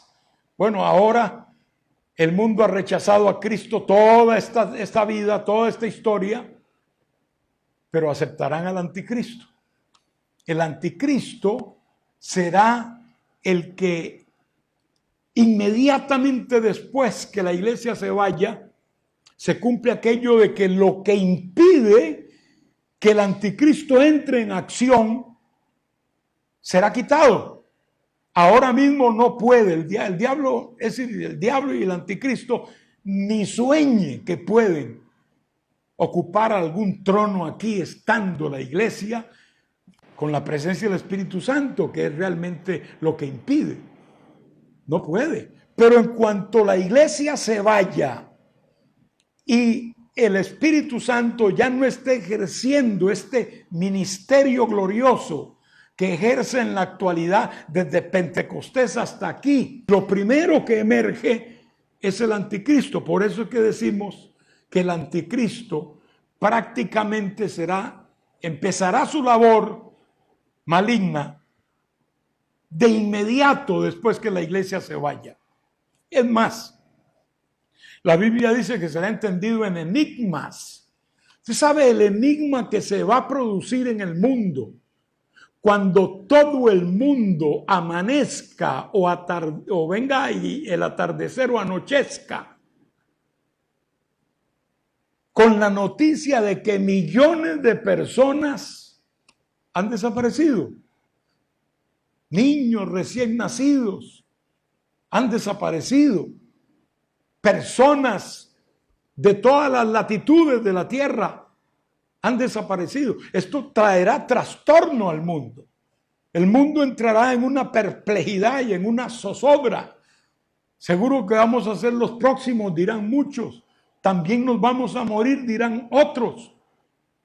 Y algunos con temores de qué habrá pasado, si se los llevaron los extraterrestres o están en algún planeta. Y hasta habrán los que digan, muchos de esos eran los locos evangélicos, que ya alguien se los llevó por locos. Bueno, esa clase de argumentos yo pienso que sucederán y habrán en ese tiempo. Pero es algo de inmediato. Entonces póngase a pensar que el anticristo venga con una solución a esa primera interrogante. De hecho, la tendrá. El diablo, a través del anticristo, que será un hombre astuto, entendido en enigmas, sabrá responder esa incertidumbre mundial. Será el primer punto a su favor, la primera rayita para él, el explicar qué es lo que pasó. Tendrá un argumento, pero nosotros sabemos que también hay gente que creerá el mensaje de Dios. Mire, hay gente que dirá, no, yo no creo lo que el anticristo está diciendo. Yo no creo lo que los ateos están diciendo. Yo creo que se ha cumplido lo prometido por Dios y la iglesia ha sido arrebatada al cielo. Ha sido llevada por el Señor al cielo. Y muchos, abriendo este pensamiento, se anidará la fe en ellos y recibirán a Cristo, aunque no serán parte de la iglesia misma, pero por lo menos serán salvos. Claro, tendrán que padecer y morir para mantener su fe, porque en el tiempo de la gran tribulación, todo el que se salve para no ir a la condenación, tendrá que ofrecer su vida. Es decir, será muerto por las huestes del anticristo, debido a que el anticristo no aceptará de ninguna manera ninguna competencia. El anticristo será un imitador de Cristo. Él se presentará como la gran solución. Cuando habla de un arco sin saetas, quiere decir que lo hará en forma pacífica, lo hará por astucia. No sería el primer gobernante que ha llegado a grandes posiciones por astucia. Ya lo tenemos en algunos pasajes de la palabra. Por ejemplo, en el capítulo 11 del libro de Daniel, dice, y le sucederá en su lugar un hombre despreciable, al cual no darán la honra del reino, pero vendrá, aquí es donde los quiero llevar, sin aviso, y tomará el reino con halagos. Se está refiriendo a Antíoco Epifanes, uno de los reyes sirios, que llegó a conquistar Israel y a hacer cosas terribles, entre ellas la abominación desoladora o asoladora, que es cuando él sacrificó en el lugar santo del templo, en el lugar santo donde se sacrificaba, donde se ofrecía el incienso, sacrificó un puerco, que para los judíos era un animal, o es todavía inmundo, de acuerdo a la ley, ¿no?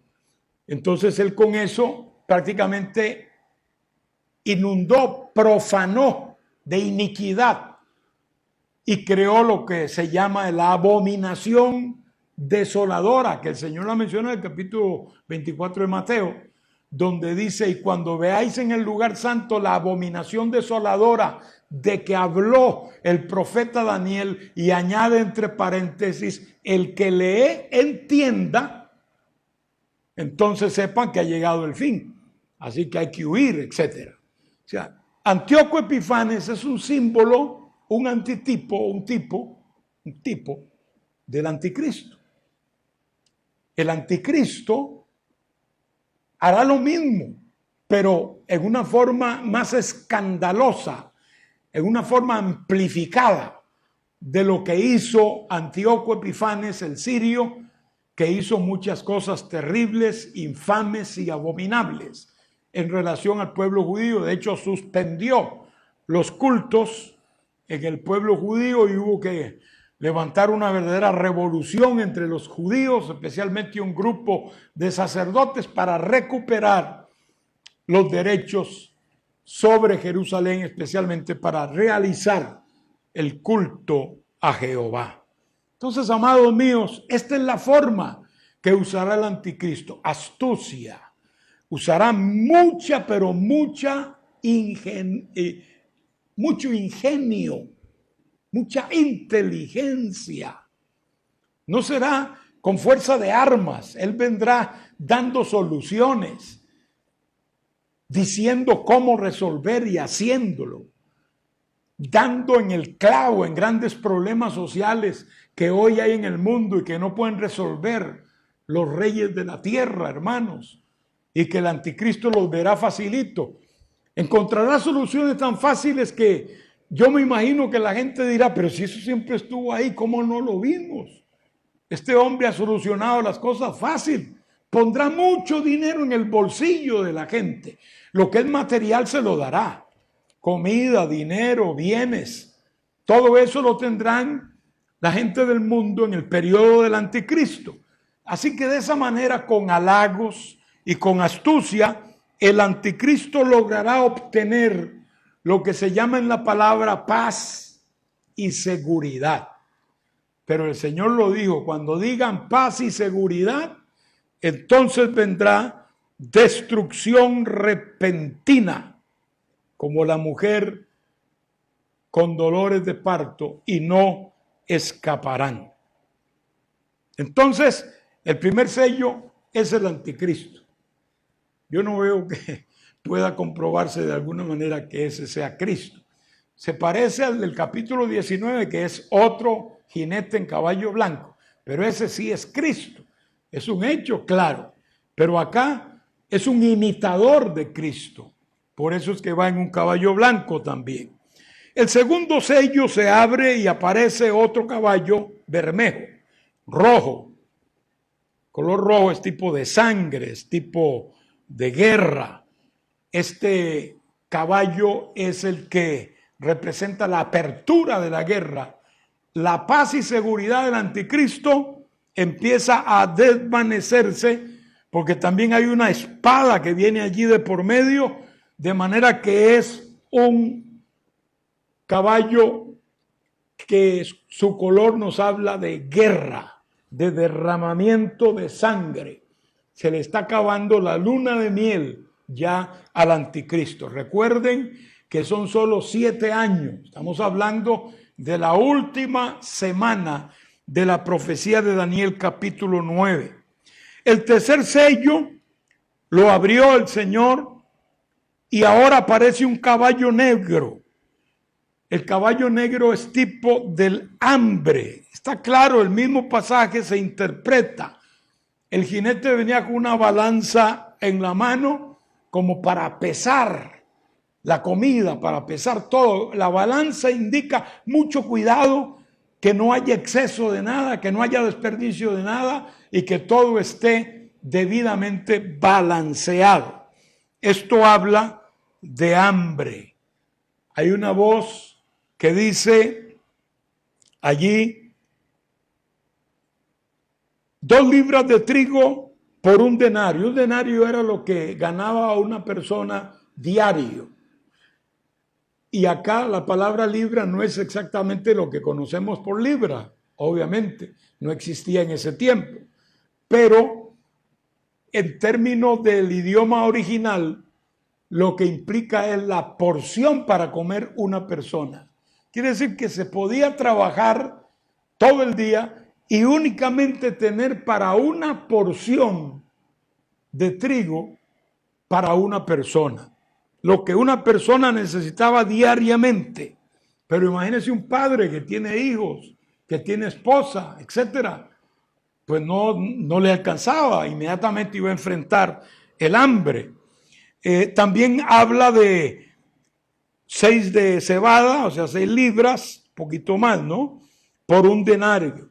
Se manda que no hagan daño al aceite y al vino, que eran productos, digamos, de lujo, que no son productos para saciar el hambre.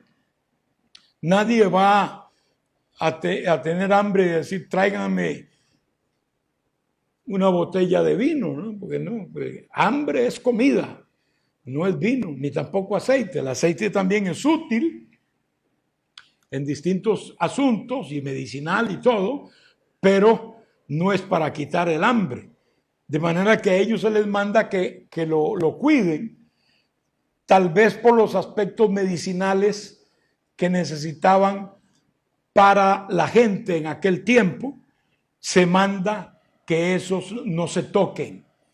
La comida, pues, escasea para este tiempo. Por un lado, la guerra, y usted sabe que esto es automático, la guerra trae el hambre, porque en la guerra todo el alimento se acapara por los gobiernos y dicen, no, esto es para darle a mis soldados y los demás, muéranse o juéguensela como pueda.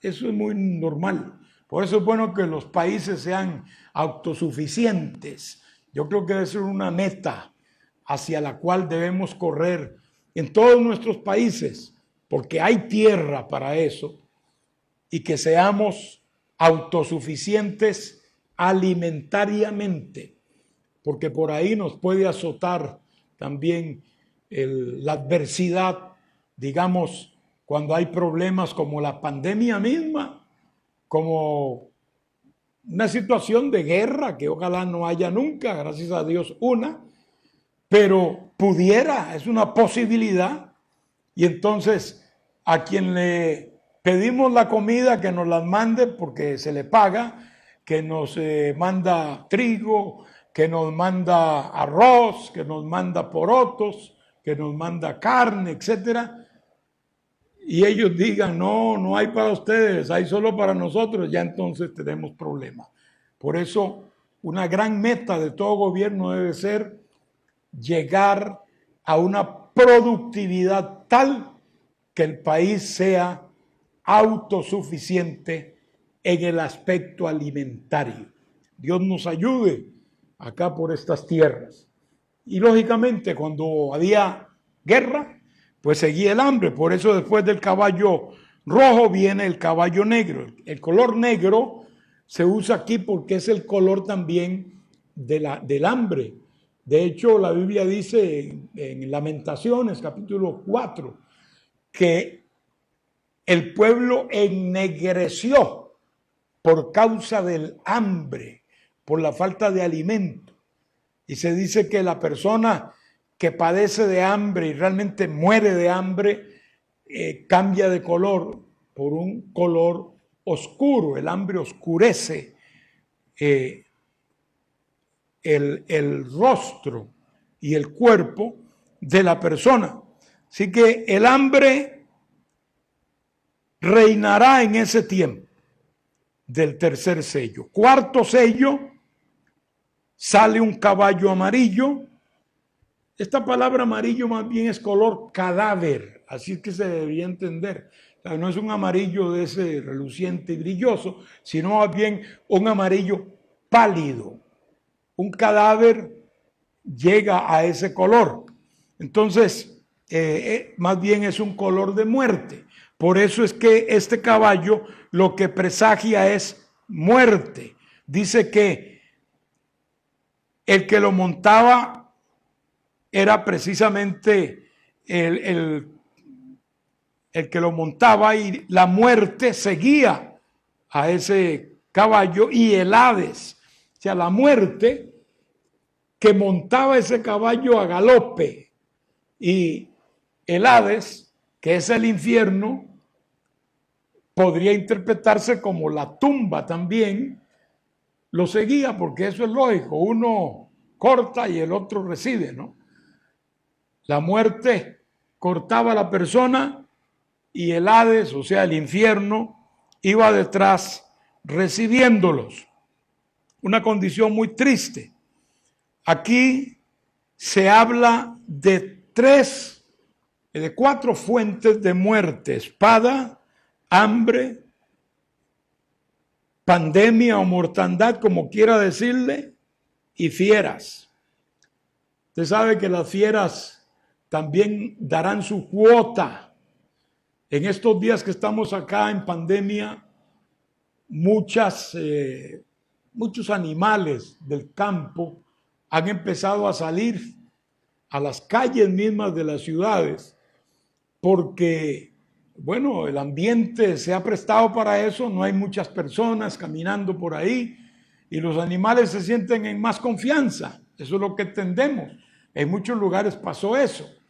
Bueno, en este tiempo tal vez pase algo parecido. En este caso sean las fieras las que también, dentro de el influjo del juicio divino, saldrán para dar su cuota de muertos en aquel tiempo.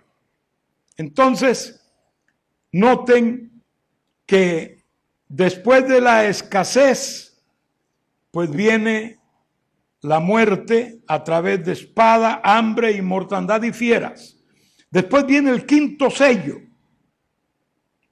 El quinto sello nos presenta algo distinto. Una visión de las almas. Juan dice, y vi las almas de los decapitados. O sea, las almas de los que habían muerto por causa de Cristo, por causa del testimonio de Cristo, y las ve bajo el altar.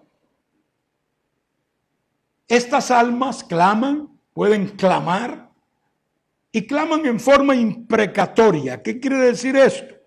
Quiere decir que piden venganza. Señor, ¿hasta cuándo no vas a vengar la sangre de nuestros hermanos? Es una oración tipo Antiguo Testamento, lo que indica que obviamente estos no son cristianos. El cristiano no tiene permiso para hacer oraciones imprecatorias o maldiciones. El cristiano está para bendecir, está para dar amor al prójimo, amor a los hermanos, etcétera, no para andar maldiciendo gente. Entonces acá hay implícita una maldición, pero es una oración válida desde el punto de vista del Antiguo Testamento. Por eso es que estos que son salvos y que están ahí bajo el altar ahora, ya después de muertos, de haber sido sacrificados en la tierra, pues indica que están viviendo en otro periodo, no en el periodo del cristianismo ni de la gracia, sino más bien en un periodo parecido al del Viejo Testamento, que es el que tendrán los judíos en el tiempo de la gran tribulación. Dice allí que ellos fueron muertos por la palabra y por el testimonio de Jesucristo. Y el sexto sello presenta un gran terremoto. Y decimos un gran terremoto de verdad, porque será un terremoto mundial. No ha habido ningún terremoto mundial. Los terremotos los han habido siempre, pero en secciones de la tierra, en ciertas áreas, ¿no? Un terremoto no cabe en la cabeza, en la mente científica, que haya un terremoto mundial. Pues bueno, amigo, Si usted piensa quedarse aquí cuando Cristo venga, si piensas seguir sin buscar a Dios, sepas que vas a experimentar ese terremoto que va a remecer, pero de verdad remecer la tierra entera. La Biblia dice que los montes serán removidos. La Biblia dice que las islas serán removidas. O sea que yo veo muchas islas hundiéndose en el mar, en medio de ese terrible terremoto que tiene el sexto sello.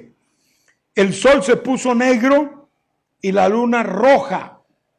También es otro aspecto que nos indica que ese terremoto, me imagino que levantará, hermanos, como es mundial, levantará escombros y polvo, y eso hará que la atmósfera misma sea afectada al punto de que el sol pues se pone negro, dice aquí, como una tela de silicio, y la luna se vuelve roja como sangre. Eso es fácil entenderlo porque cuando la luna no recibe, como es la luz del sol, puesto que la luna no tiene luz propia, sino que depende de la luz del sol, al ser irregular esta luz del sol en relación a la luna, que es el reflejo, entonces la luna se vuelve roja como sangre. Pero también dice que el cielo se desvanece y se enrolla. Esto es importante porque le da al hombre una visión como del abismo, el abismo del espacio. Usted ve la tierra hoy, el cielo, y usted ve las nubes, pero si no hay muchas nubes, le puede ayudar a ver el cielo, que es el celeste, el azul, un color hermoso. Pero si ese cielo se enrolla, esa capa que nos hace ver azul o celeste ya no estará, de manera que se verá el abismo del espacio, y muy probablemente, esto tiene derecho de decir si lo creo o no, pero le da la oportunidad, en mi opinión, de ver aunque sea una vislumbre del trono que vio Juan, el trono de Dios en el cielo, porque es que ellos, la gente reacciona, ahí lo vemos, y le dicen y claman a los montes, se van huyendo y se meten en cuevas, en montes, y le dicen a los montes: caed sobre nosotros y cubridnos y ocultadnos de ese Dios que está en el trono. Tiene que escondernos de ese Dios. Quiere decir que ellos estaban viendo algo del trono de Dios y dándose cuenta que todos esos juicios estaban viniendo de parte de Él.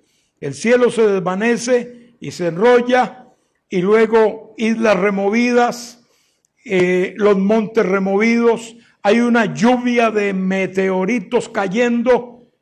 Así que la cosa se complica más todavía. Una lluvia de meteoritos, que son las estrellas que caen del cielo, y esto hace, repito, que la gente no pueda resistir, ¿verdad?, esta situación, y clamen de esta manera. Decían a los montes y a las peñas: caed sobre nosotros y escondednos del rostro de aquel que está sentado sobre el trono y de la ira del Cordero, porque el gran día de su ira ha llegado, y ¿quién podrá sostenerse en pie? Allí está, hermanos. Ahí habían reyes, ahí habían plebeyos, ahí habían poderosos, ricos, pobres. No había ninguna separación de gente como la hay hoy. Delante de Dios el Señor le quita al hombre todos esos cascarones y lo hace ver y verse él mismo también como lo que es. Y ellos dicen: nosotros estamos viendo el trono de Dios, porque eso es lo que da a entender el último pasaje que leí, y no queremos porque el día de su ira ha llegado. Hermanos, a Dios se le teme Se le teme ahora especialmente, ahora que no ves nada, le temes a Dios. Porque cuando Él se haga manifiesto como en este tiempo, muchos le temerán, pero ya no servirá mucho eso, ya no hará el efecto que puede hacer hoy si aprendes a temer al Señor. Así vamos a terminar, hermanos, este estudio de hoy del capítulo 4, 5 y 6 del libro de Apocalipsis. Hemos cubierto estos 3 capítulos a grandes rasgos, detalle por detalle, pues no podemos en un estudio como este darlos, es difícil, pero hemos dado muchos detalles sobre este precioso libro que está abierto para todos nosotros. Que Dios me les bendiga, que Dios me les guarde y adelante, hermano. Nos veremos próximo jueves, si Dios quiere.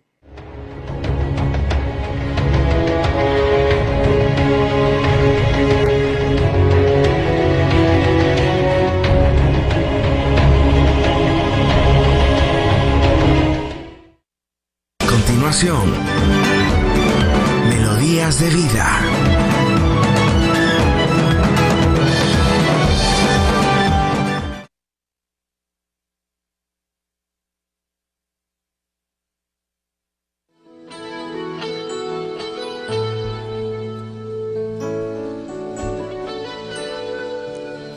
Bendito sea el Señor Dios poderoso,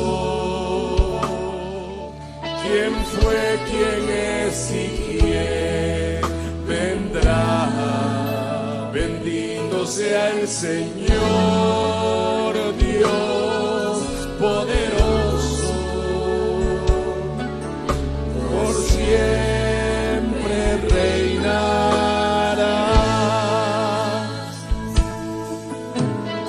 Padre del cielo, te adoramos,